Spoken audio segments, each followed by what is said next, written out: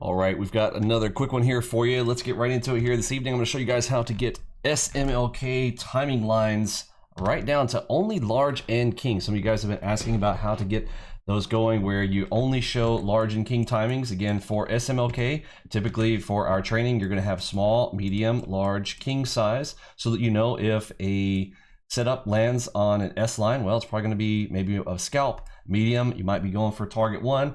Large or king, only place you're going to be looking for a target 2 type of scenario, target 1 and target 2, and potentially pushing out for runners on these two right here. So L and K, how do we limit that on our SMLK timing line? So by default, ours are going to be drawing out all 4 of those lines out there for you. And you'll notice on my charts, I've got mine down to just large and king. So right there, I've got the blue line and the pink lines for my timing. So if something lands on one of those, that's going to be very, very snappy. Over here on the right-hand chart, hopefully you guys can see this on RTY. Yes, great setups coming in over here. Perfect scenario right here where we get that king timing, boom, headshot up to the long side. Lots of cuts you're going to see landing on those king timing lines, especially when you are looking at things like Wyckoff theory.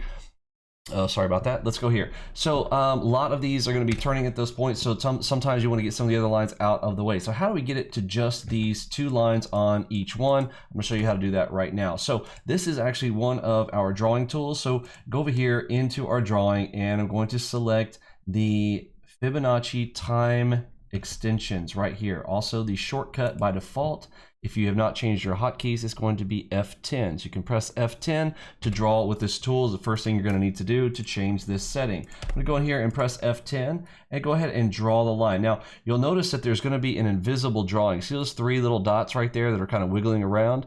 Those 3 little dots are my extension line. Right now they are set to invisible, so you have to be very careful when you do this, but just click it and you're going to have to come back and then select properties. Okay, so there's a line that I'm drawing right here from here, drawing it all to here, okay?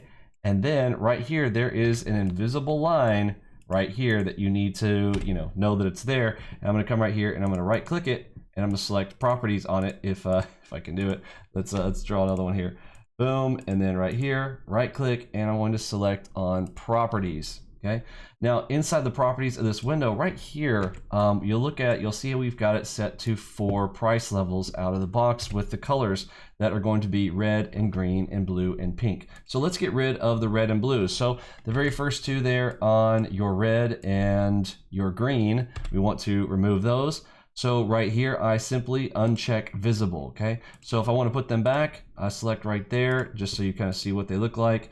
You see how you've got the full set there now? So if I want those 2 to disappear, you can imagine basically what we got to do there, pressing F10 here, boom, and I'm going to edit, but then I need to save it as the default so that it will save. Let me show you how to do that. So I'm going to edit these price levels, and I'm going to uncheck visible on this one and the green one. Now, the large and king, the blue, of course, we've got checked, and the pink we've got checked. Leave those 2 checked, uncheck these 2, no problem, you guys get it. I'm gonna select OK. Now, down here is the key. We're gonna go down here and save it as a template, all right? So this template, we're gonna go ahead and save as, and default right here, okay? Select that button, click on Save as Default, and then you'll need to restart NinjaTrader, okay? Save as default. Yes, click on OK. Now, some people have asked, hey, if I press F5, does that work? No, it does not. You will need to close out NinjaTrader, restart it, and when you come back in, it will look just like this, my friend.